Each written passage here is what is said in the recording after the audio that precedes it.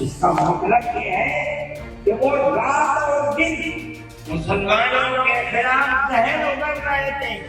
جھارکھنڈ کے صرف ہندو نہیں، ہندو اور مسلمانوں نے مل کر اس تحریک اور اس سیاست کو تھوک دیا۔ اس کے الیکشن کے اندر بی جے پی کی ناکامی وہ صرف مسلمان کے حصے میں نہیں لکھی جائے گی۔ مسلمان کی تعداد کتنی ہے جھارکھنڈ کے اندر؟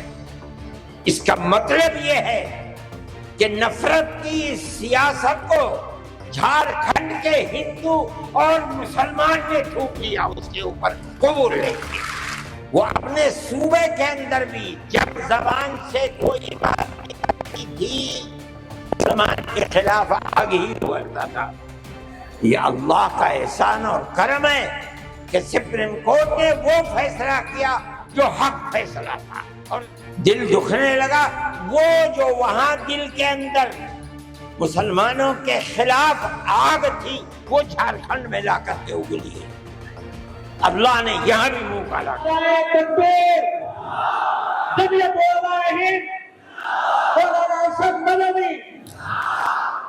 اس کا مطلب کیا ہے؟ اس کا مطلب سمجھو، صرف یہی مطلب نہیں ہے کہ وہ تقریریں کی اور تقریریں کر کے چلے گئے۔ اس کا مطلب یہ ہے کہ وہ رات اور دن مسلمانوں کے خلاف زہر اگل رہے تھے۔ جھارکھنڈ کے صرف ہندو نہیں، ہندو اور مسلمانوں نے مل کر اس تحریک اور اس سیاست کو تھوک دیا۔ اس کے الیکشن کے اندر بی جے پی کی ناکامی وہ صرف مسلمان کے حصے میں نہیں لکھی جائے گی۔ مسلمان کی تعداد کتنی ہے جھارکھنڈ کے اندر؟ اس کا مطلب یہ ہے کہ نفرت کی اس سیاست کو جھارکھنڈ کے ہندو اور مسلمان نے تھوک لیا، اس کے اوپر قبول نہیں کیا۔ وہ آدمی جو بولتا تھا وہ اپنے صوبے کے اندر بھی جب زبان سے کوئی بات نکلتی تھی مسلمان کے خلاف آگ ہی ابھرتا تھا۔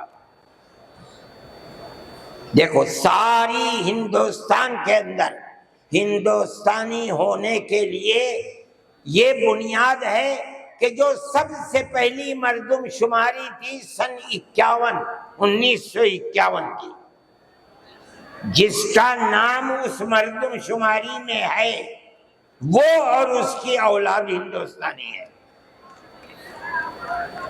یہ ملک کے اندر ایک قانون بنا ہوا ہے، لیکن کانگریس، بی جے پی اور جو علاقائی پارٹیاں آسام کی ہیں سب نے مل کر جب مشرقی پاکستان کو مغربی پاکستان سے الگ کیا گیا اور ہندوستان کی طاقت نے کیا۔ اندرا جی کے زمانے کے اندر بہت سے لوگ ہندوستان بمباری ہو رہی تھی، بھاگ گئے پاکستان، اور پاکستان کے بہت لوگ بھاگ گئے ادھر۔ اب کیسے کہا جائے کہ ہندوستانی پاکستانی کون کون ہے؟ تو سب نے مل کر پارلیمنٹ نے قانون بنایا کہ 1971 کے بعد جو آیا ہے وہ ہندوستانی نہیں ہے، آسام میں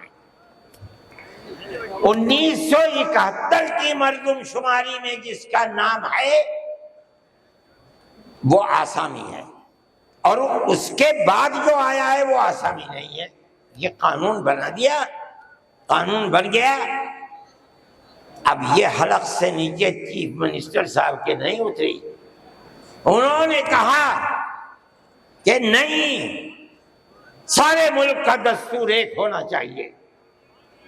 ارے بابا، کانگریس کا زمانہ تھا، کانگریس نے پارلیمنٹ کے اندر یہ اصول بنایا، اس کے اوپر بی جے پی کے بھی دستخط ہیں، علاقائی پارٹیوں کو بھی دستخط ہیں، ہم نہیں جانتے کچھ۔ اور تقریر جیسے یہاں کر رہے تھے ویسے ہی روز تقریر وہاں کرتے تھے، پر 71 نہیں 51 بنے گا۔ 71 नहीं 51, क्यों? अगर 51 को बना दिया गया तो कम से कम 80-90 लाख मुसलमान उजड़ जाएगा, बर्बाद हो जाएगा।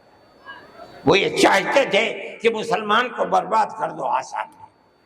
जमीयत उलमा वो जमात थी, हम गए सुप्रीम कोर्ट में, हमने कहा कि जब उस जमाने की हुकूमतें मुत्तहिद हैं, ये कैसे हो सकता है? ये अल्लाह का एहसान और करम है कि सुप्रीम कोर्ट ने वो फैसला किया जो हक फैसला था, और उसने कह दिया कि नहीं, आसाम के लिए सन 71 ही रहेगा। तमाम पार्टियों ने उसको कबूल किया है। अब जमाना खराब हो गया, दिल दुखने लगा। वो जो वहां दिल के अंदर मुसलमानों के खिलाफ आग थी, वो झारखंड में ला करके उगली है। अल्लाह ने यहां भी मुंह काला कर दिया। मेरे भाई, जमीयत उलमा का ये काम है। हमने उससे पहले एक और मुकदमा आसाम के सिलसिले में लड़ा था। जब लड़की अपने शौहर के साथ किसी दूसरे शहर में पहुंची, ये लड़की कहां से आई? जो वहां का प्रधान था वो सर्टिफिकेट देता था कि ये लड़की फुला की है, बाप इसका फुला जगह है, लड़की यहाँ रहती है।